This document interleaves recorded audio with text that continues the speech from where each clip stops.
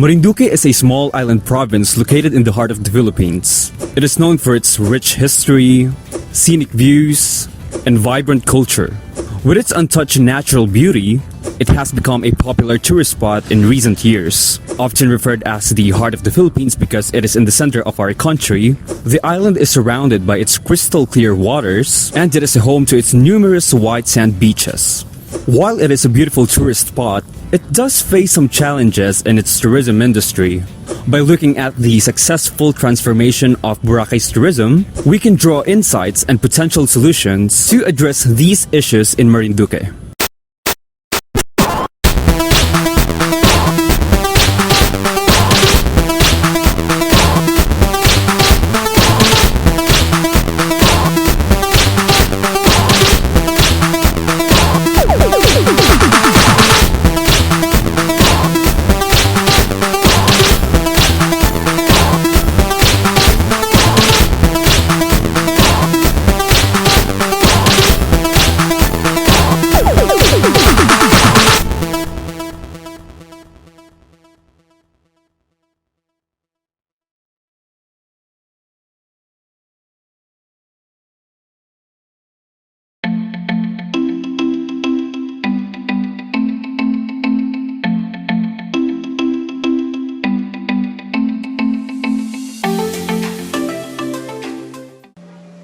The main problems of the beaches in Marinduque is that pollution of coastal environment limits our ability to use beaches for economic, recreational, and aesthetic purposes. Pollution degrades and destroys the unique beach habitat needed by animals and plants. A polluted beach is a public health risk, can reduce property values, and can inhibit economic growth of the community. Example of that is marine dumping. The process of marine dumping is exactly what it sounds like, dumping garbage into the waters of the ocean. It might seem crazy, but household garbage is still collected. Any trash not recycled or properly thrown away can eventually reach our beaches when it is carried by the rain into the storm drains, streams, and rivers, and then flow into bays and estuaries all the way to the ocean and then wash up on the beach.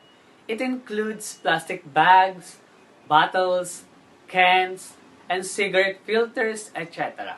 Other sources includes people at the beach leaving behind their trash and fishermen losing or discarding fishing nets and lines in the ocean.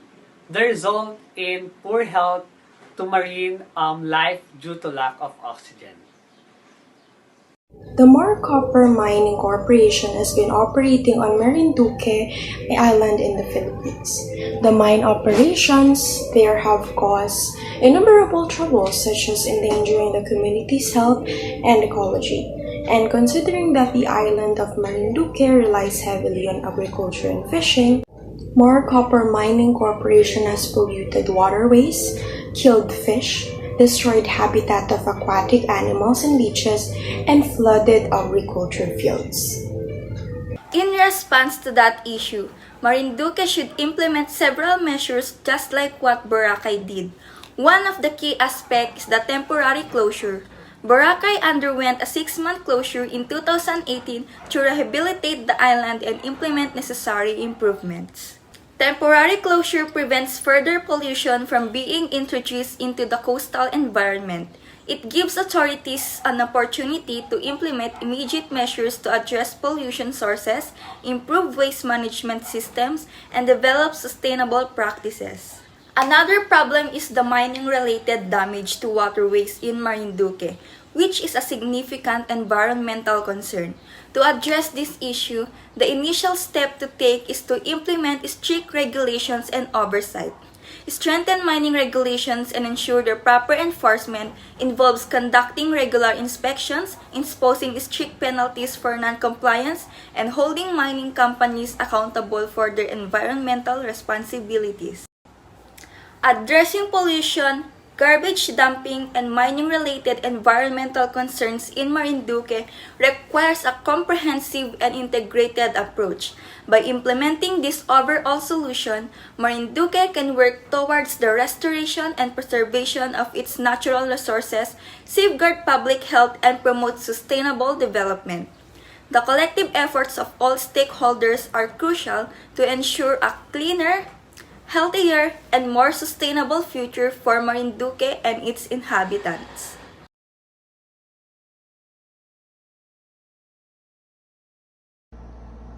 So today, I am going to talk about the some problem in Marinduque Airport. So, the island province of Marinduque only has one airport, which is situated there and serve it. Near the boundary with the province capital of Boac, in the town of Gasan, Barangay Masiga. It is part of Mimaropa, Mindoro, Marinduque, Romblon, and also Palawan. According to the Civil Aviation Authority of the Philippines, CAAP, the airport is a Class 2 leading minor domestic airport. The 1,400-meter runway at the Marinduque Airport requires 700 meters of concrete work and 500 meters more restoration. The DOTC approved the budget for the taxiway and aprons development in 2009, but bureaucratic delays marred the implementation. In May 2013, the airport stopped offering regular passenger flights. A local political issue was reportedly the main reason behind the delays. It takes 8 hours ferry travel to get to Marinduque. Flights from Manila currently lasts an hour. A 9 million budget has been allocated to reconstruct the airport passenger terminal building, which is situated in Barangay Masiga in the municipality of Gasan, Marinduque. The passenger facility's ceiling was lowered as a part of the changes, including new aircon and X-ray machine. On April 11, 2016, work began, and it was completed on March 4, 2018. The Marinduque Airport will continue to get upgrades through 2020. According to the Department of Transportation, additional CCTV cameras were installed. Among the new projects are constructing a canal, a powerhouse, public facilities, a cover pathway, and waiting areas. A viable solution for the current issue that Marinduque is facing is by renovating and improving the current air transport terminals. The same state has been faced by Calibo Airport as it has served as a gateway to Boracay. Marinduque should learn to adapt to changes the same way Boracay did. After the changes in Boracay, specifically the Catequan Airport, they were able to handle all the tourists and the passenger traffic in the area. Same with Boracay, it is very important to improve the reliability of air travel in Marinduque as well. In Boracay's case, the Calibo Airport cannot be depended on since it's only a minor domestic terminal compared to Catequan. After the renovation, it has now been categorized as part of the major domestic terminals. The other good thing of taking care of the Catequan Airport is that it improved the development of tourism services in the surrounding areas. So if this is applied to Marinduque, it would also be beneficial for the locals that live there. Hence, this could greatly improve the tourism industry in Marinduque.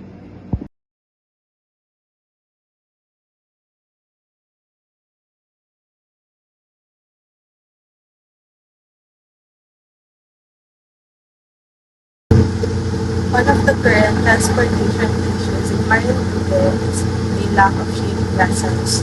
Due to a lack of maritime vessels for Marinduque, long lines of vehicles and travelers form the port of Lucena.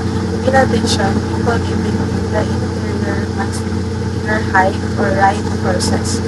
External traffic between the islands of Marinduque is only possible via sea or air. So based on my research, the province has 6 ports, the most important of which are 2 national ports in Balanacan, Pokpog, and Buyaban, Santa Cruz. There are 2 municipal ports and 2 private ports among the others. A private company operates a daily ferry boat service between Balanacan and Lucena. Buyaban's national port receives an average of 70 shipping calls per month. So the annual cargo volume is 25,660 tons and the annual passenger traffic is 76,800. The existing ports facilities, however, are insufficient to meet the growing demand for cargo and passenger traffic. The island of Marinduque in the Philippines faces transportation challenges due to limited options, inadequate infrastructures, and geographical obstacles, and insufficient connectivity. Insufficient port facilities and congested roads leads to delays, while adverse weather conditions disrupt transportation services, coordinating schedules, upgrading infrastructures, and development. Digital connectivity are crucial for enhancing accessibility.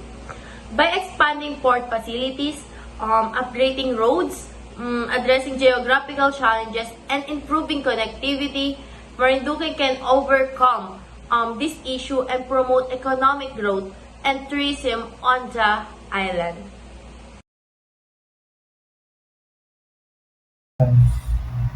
For the issue of long lines and congestions in terminals resulting to inadequate accommodation for numerous amount of passengers. One of the possible solutions is to focus on knowing which facilities or stalls have the highest demand. This will help you plan ahead to minimize wasting time. For example, they should know where there are a lot of people and give extra service for them, instead of putting on the same efforts to each province. Another possible solution is to provide better accessibility through utilization of technology by having a proper system for bookings and payments. Given the ports are the only access in and out of the said province, government should pay close attention in building enough of it. And in lack of public vehicles due to limited options isn't new to us. But in the province of Marinduque, the solution they need is that the government should give wide range of options of the public vehicles such as jeepneys, tricycle, and buses. Also, by improving the internet connections in the said province can be very helpful since we use our mobile devices almost every day and every second of our lives. And it is now necessary in our lives. We should maximize the usage of it, and Grab and motorcycle taxis must be available in that province too.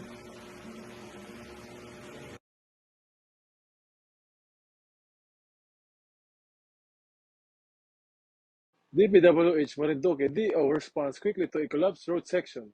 DO means District Engineering Office. Magpag Marinduque on February 9, 2023, the Department of Public Works and Highways DPWH Marinduque District Engineering Office responded quickly to the collapsed area of pavement caused by corrode ARMCO steel pipe at the boundary of Barangay Tarug KM 17/686 Lamesa Magpag Marinduque.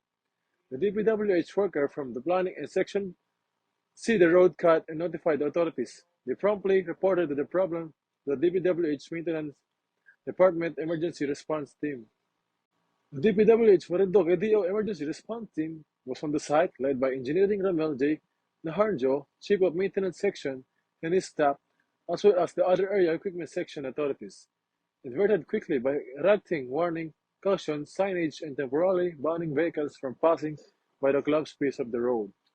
Nonetheless, the light trucks took a different path while the heavy vehicles waited. Given the weather, they also built a tent for the stranded drivers and passengers. Meanwhile, commuters switched from one automobile to another to avoid the area. With the help of GTJ Constructions, GTJ is a fully licensed and insured general contractor with extensive experience in the construction industry. GTJ is able to handle projects of various scope and ensure effective completion, and RR, they establish a strategy to replace temporary RC pipes, backfill the damaged road, and install steel plates after inspecting the collapsed portion of road. And Cabo Construction Incorporation and DPWH roadside workers from Balanacan Mugpog were immediately dispatched to the aforementioned road portion to help with the repair in the work. It was an 8-hour drive around 4:30 p.m. The route was deemed passable. To put a stamp on safe, convenient, passable, and accessible roads in Marinduque, the DPWH Marinduque DEO must act quickly and with steadfast public service. With the assistance of concerned residents who promptly alerted the DPWH and Municipality of Marinduque of the tragic occurrence on the road and informed those around them of the issue, road accidents were avoided. Since DPWH was paying attention to the report, they moved quickly with the reinforcement of GTJ and RR to fix the road issue. GTJ and RR investigated the collapsed part of the road, the replacement of the temporary RC pipes, backfilling of the damaged road, and installation of steel plates were all planned. In Cabo Construction Incorporation and DPWH roadside workers were immediately dispatched from Balanacan, Mogpog to help with the repair works. The journey lasted 8 hours. With the cooperation of all individuals and professionals, the highway was deemed open to traffic immediately. To regulate the flow of the traffic for the safety of every person using the road, with the aid of traffic management and transportation, which provides traffic signs and assists all vehicles.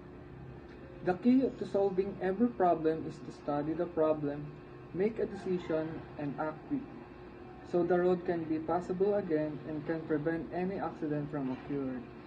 Local government units must be on site if there's a problem like road cuts, landslides, and other calamities or any accident that damages the road. So the local authorities can immediately inform the DPWH Maintenance Department about the issue, and the personnel of the Maintenance Department can act quickly. The DPWH Marinduque DEO Emergency Response Team was on site, led by Engineer Ramel J. Narano, Chief of Maintenance Section and his staff, as well as other Area Equipment Section authorities, and intervened quickly by erecting warning and caution signage, temporarily banning vehicles from passing by the collapsed piece of road. Nonetheless, the light trucks took a different path while the heavy vehicles waited.